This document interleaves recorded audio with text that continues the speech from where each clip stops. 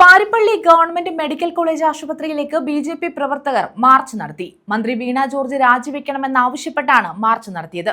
BJP Paravur മണ്ഡലം കമ്മിറ്റിയുടെ നേതൃത്വത്തിലായിരുന്നു മാർച്ച്.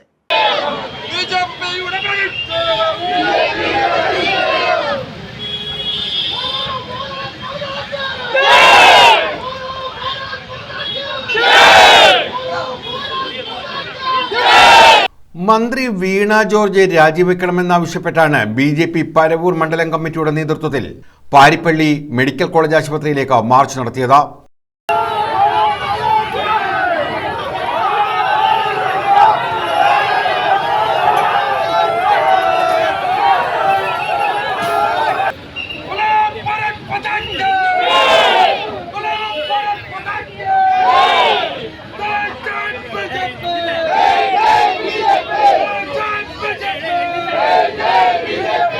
ബിജെപി കൊല്ലം വെസ്റ്റ് ജില്ലാ പ്രസിഡന്റ് എസ് പ്രശാന്ത് മാർച്ച് ഉദ്ഘാടനം ചെയ്തു.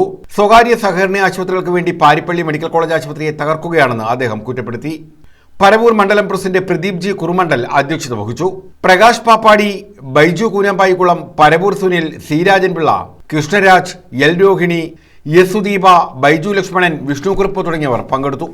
ന്യൂസ് ബ്യൂറോ, കൊല്ലം.